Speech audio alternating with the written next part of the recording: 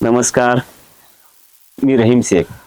आपल्यासोबत आहेत प्राध्यापक डॉक्टर बापू बाबासाहेब चंदनशिवे, जे की पंचायत समिती पंढरपूर खर्डी गणातून निवडणूक लढवत आहेत. नमस्कार सर. नमस्कार सर, आता तुम्ही प्रचारानिमित्त जे दौरे करताय त्यात प्रामुख्यानं तुम्हाला कोणत्या समस्या जाणवल्या तुमच्या गणामध्ये? खरं तर ही जी मी 5-6 गावं फिरली, अगदी लहानपणापासून काही गाव मी सायकलवर फिरलेले आहेत, काही गाव 2 व्हीलरवर फिरलेले आहेत, काही गाव तर चालत सुद्धा फिरलेले आहेत. आणि नंतरच्या काळामध्ये कॉलेज झाल्यानंतर किंवा मित्रमंडळीकडे जाताना हे सर्व गाव वेगळ्या पद्धतीने मी पाहत आलेलो आहे मागच्या 25 वर्षापासून. पण परिस्थिती खूप काही बदलली असं काही नाही. जसे रस्ते होते तसेच आहेत. मला तर असं वाटतं की पहिल्यापेक्षा बिघडलेले आहेत. एकीकडं आम्ही महासत्ता, एकीकडं आम्ही एक्सप्रेस हायवे, अजून काय समृद्धी हायवे, आता कुठला तरी एक मार्ग होतोय तो शक्तीपीठ, हे शक्तीपीठ महामार्गाचे सगळे आपण हे करतोय. आणि गावाला जोडणारे रस्ते यांची अवस्था अत्यंत वाईट आहे. म्हणजे बदलण्यापेक्षा किंवा चांगले होण्यापेक्षा उलट खराब होत चाललेले आहेत. पूर्वी काय असायचं की मोठ्या वाहनांची संख्या कमी असायची, त्यामुळं रस्त्याची जी क्वालिटी आहे ती तुम्ही नाही नीट ठेवली तर रस्ते टिकायचे. पण आता लोकांच्याकडं वाहनं आली, जड वाहनं आली, लोकांचे जे भुसा आहेत, भुसाचे ट्रॅक्टर आहेत किंवा डाळिंब, बोर ही जी निघतात तिथे बाजारपेठेपर्यंत पोहोचण्यासाठी अडचण होणे म्हणजे ही वजन असणारी वाहनं आली, वजनदार वाहनं आली, हेवी गाड्या. त्यामुळे त्या गाड्यांना टिकणारे रस्ते त्या गावामध्ये बनलेले नाहीत. त्यामुळे रस्ते बनले की काही दिवसात उकडतात आणि त्याची अवस्था जी आहे ती अत्यंत वाईट झालेली दिसते. दुसरा महत्वाची गोष्ट म्हणजे पूर्वी लोक म्हणजे आजही पत्र्याच्या घरात, कुरडाच्या घरात, गवताच्या घरात राहायचे. शासनानं योजना आणली, इंदिरा आवास योजना किंवा घरकुल जे मिळतं त्याला. मागच्या 20-25 वर्षामध्ये असं दिसलं, मला असं वाटलं की ज्यांना ज्यांना घरकुलांची गरज आहे त्यांना ती मिळाली असतील किंवा मिळाली त्यांना काय हरकत नाही. पण मी आजही गावात ज्यावेळी गेलो त्यावेळी मला असं दिसून येतंय की घरकुलं जे आहेत, ज्यांना गरज आहे त्याची त्यांना मिळालेली नाहीत. ज्यांना गरज नाही त्यांना ती मिळालेली आहे. दुसरा एक महत्वाचा प्रश्न जो आहे तो प्रश्न असा आहे की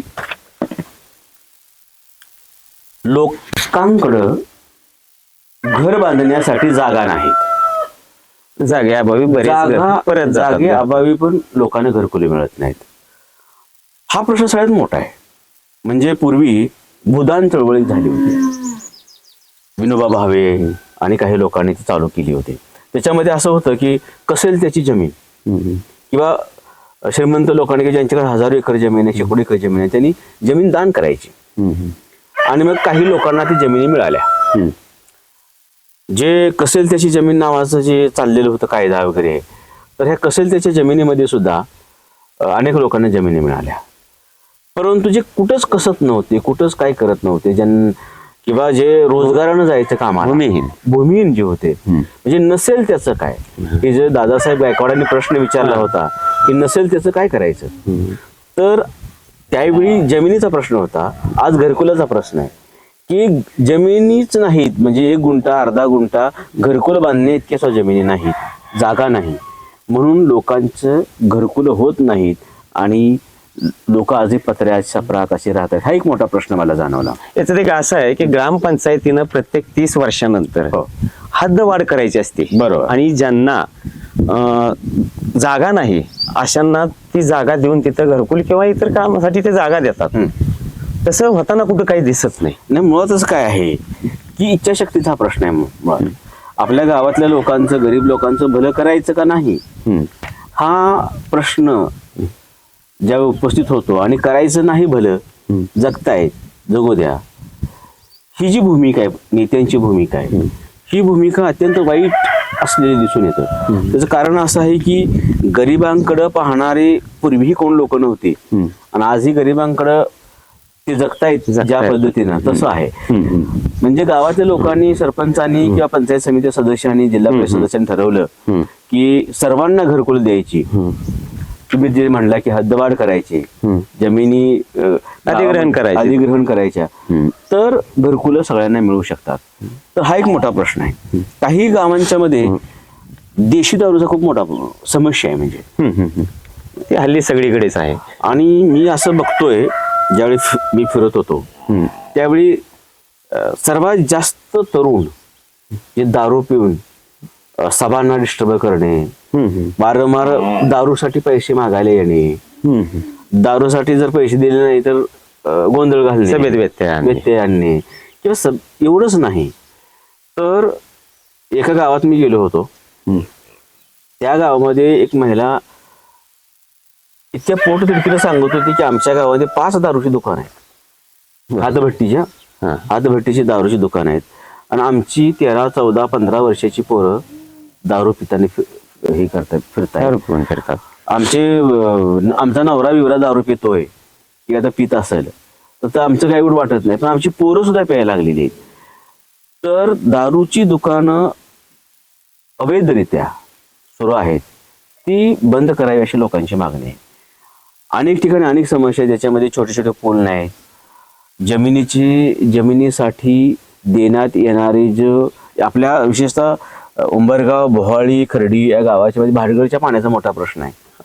भाडगळचं पाणी नियमित येत नाही, शेतकऱ्यांना ते मिळत नाही, नियमित पद्धतीनं पाणी मिळत नाही. ते त्यामुळं मुद्दा काय आहे की ह्या प्रश्न घेऊन लोकांचे जे प्रश्न आहेत हे मी बघितले, आणि या प्रश्नाच्या संदर्भात काय करता येईल, किंवा मी तर कुठला अजून माझ्याकडे काय, मी कुठल्या पदाधिकारी नाही किंवा कुठल्या ग्रामपंचायत किंवा जिल्हा परिषद किंवा पंचायत समिती सदस्य नाही, पण ते माझ्याकडं समस्या मांडत होते.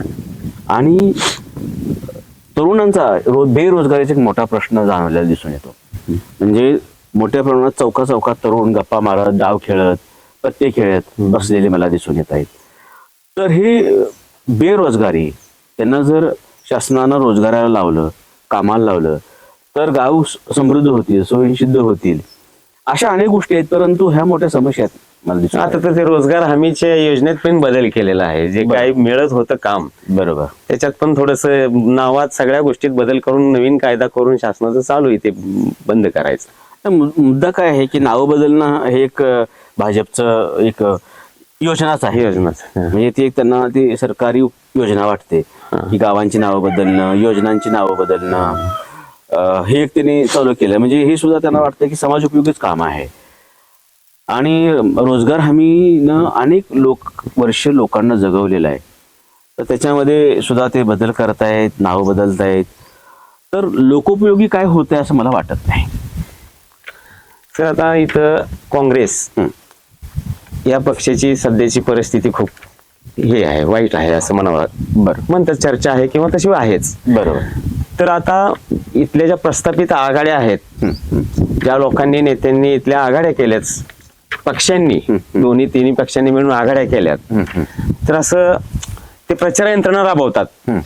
अशी चर्चा आहे की फक्त सभेला गेलं तर नेतेच बोलतात, उमेदवाराला काही बोलत नाहीत उमेदवार. बरोबर. आता तुम्ही त्यांच्या मागे खूप मोठी यंत्रणा आहे, तर प्रचार यंत्रणा तुम्ही कशी राबवली, तुमच्या सभेला कसा प्रतिसाद होता, त्याच्याबद्दल थोडंसं सांगा.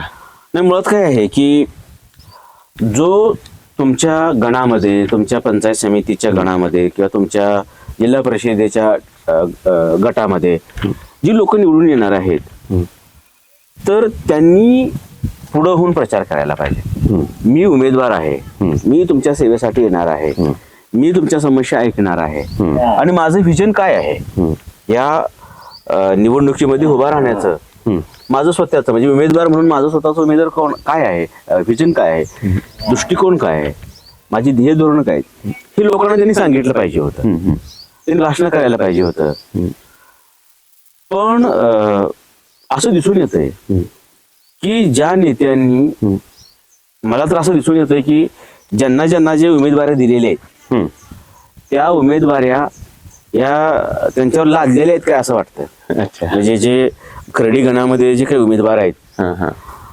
तर ती त्यांच्यावर उमेदवाराला लादलेले आहेत की बाबा तू काही कर उभा राहा हम्म. आणि आमचं पक्षाचं तिकीट घे किंवा आघाडीचं तिकीट घे आणि उभा राहा नुसता, आम्ही तुझा प्रचार करतो. असं झालेलं आहे असं मला दिसून येतं. कारण उमेदवार कुठं तडकाफडकीनं चाललाय, कोणाच्या लोकांना भेटतोय, बोलतोय, हे काय प्रश्न विचारतोय, समस्या जाणून घेतोय, असं कुठेही दिसत नाही.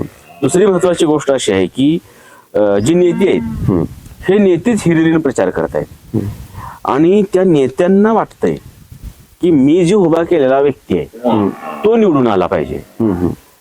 उमेदवाराला वाटतंय का नाही हे अजून प्रश्नच आहे. नाही, आता काही विचारवंतांची चर्चा अशी आहे, माझं बोलणं झालंय की नेते येतात आणि नेतेच बोलतात, उमेदवार काय भाषण करत नाही, फक्त हात जोडतो. हा अगदी बरोबर आहे. मला मला तुम्ही, आणि ते काय होतं की नेते येतात म्हणून काही कार्यकर्ते जमा होतात, हो गर्दी जमा होते. बरोबर. तर तुमच्या सभेचं नियोजन तुम्ही कसं केलं? तुमच्या म्हणजे बरोबर. गर्दी जमवण्याचं किंवा काय, तुमच्या सभेला कसा प्रतिसाद मिळाला? मुळात काय आहे की काँग्रेस जो पक्ष आहे, काँग्रेस पक्षात हा धनदांडग्यांचा पक्ष राहिलेला नाही. नाही. जे धनदांडगे होते ते काँग्रेसला सोडून गेलेले आणि आता फक्त कार्यकर्ते काँग्रेसमध्ये राहिलेले आहेत.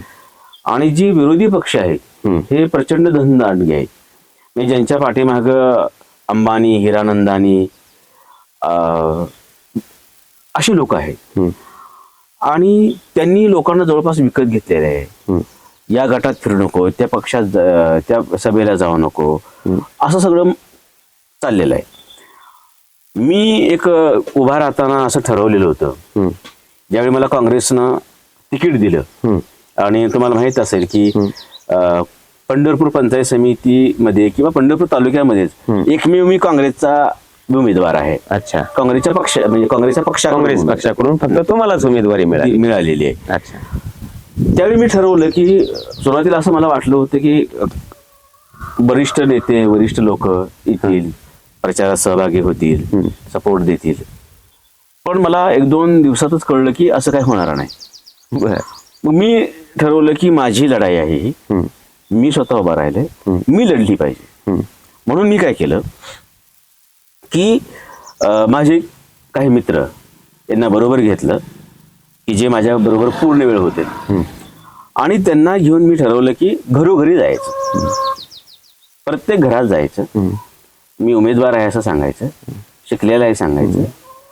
मी मग एक बायोडाटा बनवला होता जे कुणीच बनवलेला नाही, तो मी त्यांना द्यायचो आणि म्हणायचो की हा बायोडाटा आवडला तुम्हाला, त्याची वाचून बघा, उमेदवार तुम्हाला पटला तर मतदान करा, असं मी त्यांना म्हणायचो. आणि तुम्हाला सांगायला आवडेल की मी केवळ 5 दिवसामध्ये 1 तारखेपासून 5 तारखेपर्यंत मी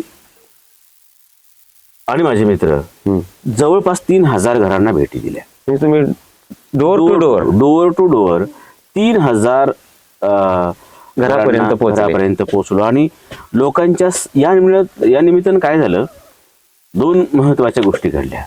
एकतर मला लोकांच्या पर्यंत पोहोचता आलं, माझा अजेंडा, उमेदवार म्हणून कोण आहे हे लोकांना माहीत झालं.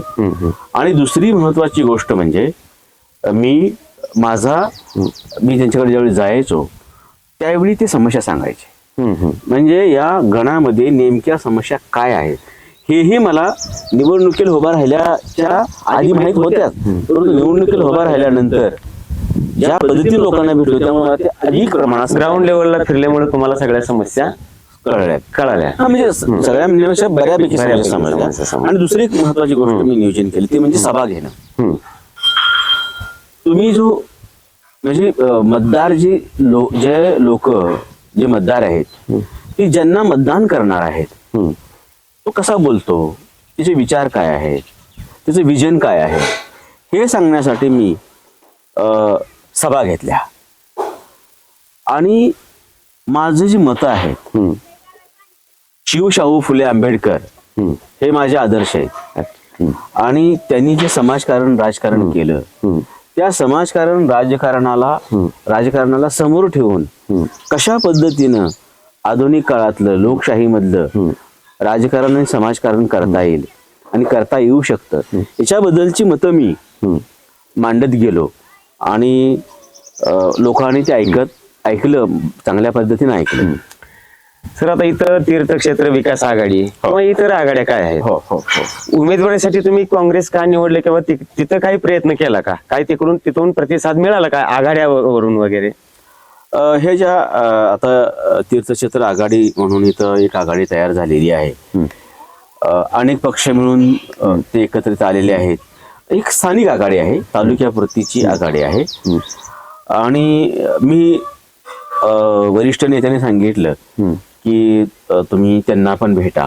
तर मी त्यांना भेटलो होतो. माझा बायोडाटा, माझी ओळख असं सगळं मी त्यांना सांगितलं होतं.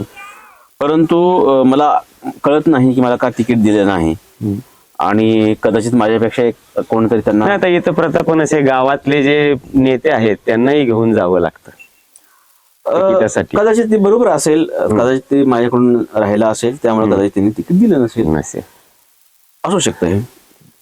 तर तुम्ही राजकारण देण्यासाठी काँग्रेसच का निवडली?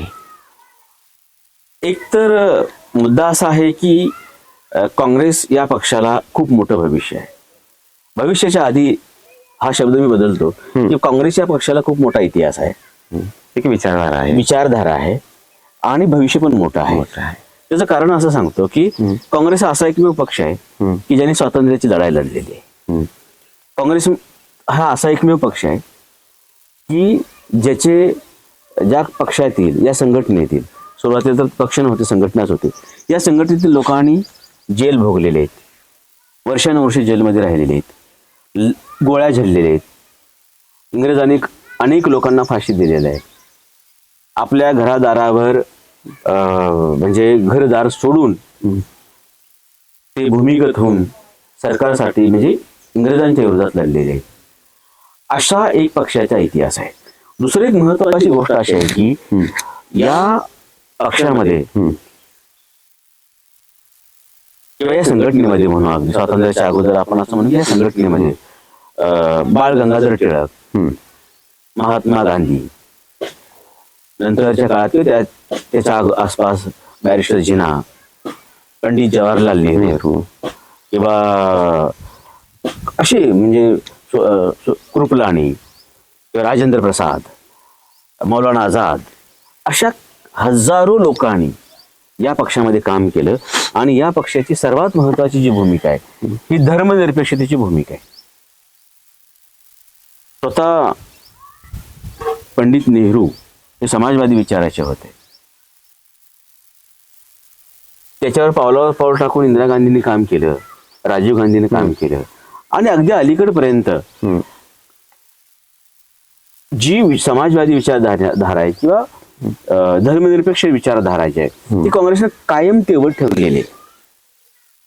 म्हणजे आताच्या काळामध्ये काँग्रेसची पिछाड झाली कारण धार्मिक राजकारणाचा ऊत आला, धर्माचं राजकारण वाढत गेलं. त्यामुळे मी एकतर शिवशाहू फुले आंबेडकर विचारांना मानणारा आहे, त्यामुळं कुठल्या धार्मिक पक्षात जाणं मी शक्य नव्हतं. धार्मिक पक्षामध्ये गेल्यानंतर काय जाणं काय धार्मिक जे काम करतात अशा पक्षामध्ये जायचं नाही असं एक मी ठरवलं होतं आणि मी कधी जाणार नव्हतो. धार्मिक पक्षाकडून म्हणजे धर्माचं राजकारण करणाऱ्या पक्षाकडून मला ऑफर होत्या, अगदी खूप लवकर ऑफर होत्या.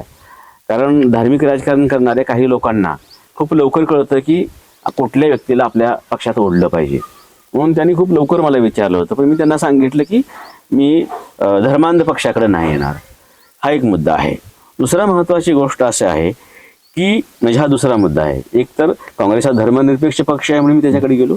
दुसरा मुद्दा असा आहे की धर्मांध पक्षामध्ये काम करायचं नाही म्हणून मी काँग्रेसकडे गेलो. आणि तिसरा एक महत्वाचा मुद्दा असा आहे की काँग्रेसला खूप मोठं भविष्य आहे. मोदी लाट, अजून कुणाची लाट या ओसरणार आहे.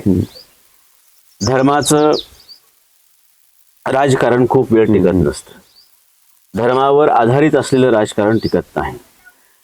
त्यामुळं सध्या जी एक उतू आलेल्या दुधासारखं काही दिवस धर्मावर आधारित राजकारण हे करेल, पण ते नंतर वसरेल आणि भविष्यामध्ये केवळ आणि केवळ काँग्रेस याच पक्षाची, याच विचारधारेकडे, काँग्रेस हा केवळ राजकीय पक्ष नाही, ती एक विचारधारा आहे आणि ती सेक्युलर विचारधारा आहे, सर्वसमावेशक विचारधारा आहे.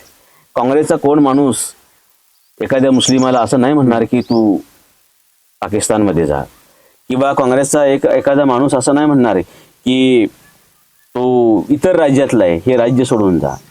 काँग्रेसचं धोरणच असं आहे की तुला ह्या देशामध्ये राज्यघटनेनं संचार स्वातंत्र्य दिलेलं आहे, निवासाचं स्वातंत्र्य दिलेलं आहे. मला असं वाटलं की उद्या उत्तर प्रदेशमध्ये जाऊन नोकरी करावी, उत्तर प्रदेशमध्ये जाऊन व्यवसाय करावा, मी करू शकतो.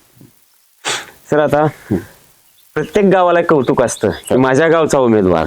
आता भोवळी गावात, भोवळी तुमचं गाव, भोवळी गावात तुम्ही प्रचारानिमित्त फिरला असाल, बरोबर. तर माझ्या गावचा उमेदवार म्हणून लोकांच्या लोकभावना काय आहेत? अत्यंत सकारात्मक आहेत. म्हणजे माझ्या गावचा उमेदवार म्हणून तर आणि तुम्ही सभापती ज्या गणात उभे आहात त्या गणातून सभापती पद आहे त्याच्यासाठी राखीव. बरोबर. म्हणजे जर तुम्ही निवडून आले तर सभापती व्हाल. बरोबर. तर तुम्ही लोकभावना कशा आहेत गावात? नाही, मुळात काय आहे की निवडून येणं न येणं हा खूपच नंतरचा प्रश्न आहे माझ्यासाठी. एकतर गावानं माझ्यावर कायम प्रेम केलेलं आहे, केवळ माझ्याच गावानं नाही, ज्या ज्या गावात माझा संपर्क आहे, ज्या ज्या गावात मी फिरलो, तनाळी, तावशी, खर्डी तर माझं शिक्षण झालेलं आहे, तपकिरी, शेटफळ, इथं माझे अनेक मित्र आहेत, उमरगावला तर माझं खूप वेळा जाणं येणं असायचं. त्यामुळं एक जितके गावातील लोक माझ्यावर प्रेम करतायत, गावातला उमेदवार म्हणून तर ते प्रेम करतायत, परंतु या सर्व गणातील गावातील लोक सुद्धा माझ्यावर तितकंच प्रेम करतात. त्याची दोन कारणं आहेत. पहिलं कारण असं आहे की माझा जी जनसंपर्क आहे, मित्राचा संपर्क असेल, जे वैचारिक लोक आहेत त्यांचा संपर्क असेल, हा मी कायम ठेवलेला आहे. जरी मी नोकरीनिमित्त बाहेर आहे तरी सुद्धा मी ज्यावेळी गावाकडे येतो त्यावेळी आम्ही सगळेजण एकत्र येतो, भेटतो, बोलतो, गावात काय चाललंय, कसं चाललंय याच्याबद्दल आम्ही चर्चा करत असतो. त्यामुळं ज्या ज्या गावात गेलो ते मित्र माझे गोळ व्हायचे. दुसरी महत्वाची गोष्ट अशी आहे की दुसरं जे कारण आहे प्रेम करण्याचं ते म्हणजे माझं असलेलं क्वालिफिकेशन. लोकांना एक चांगली गोष्ट कुठली वाटते की शिकलेला माणूस या आपल्या गणातून उभा आहे. आणि मी एका सभेमध्ये असं विचारलं की मागच्या सत्रामध्ये तुमचा जिल्हा परिषद आणि पंचायत समितीचा सदस्य कोण होता, याची नावं जरी सांगितली मी तुमचं पाय धरेल. अच्छा, असं मी म्हणलं त्यांना की तुम्ही नावं सांगा, काम सोडून द्या, त्यांनी काय काम केलं, एक काम तर दुसरी गोष्ट आहे, पण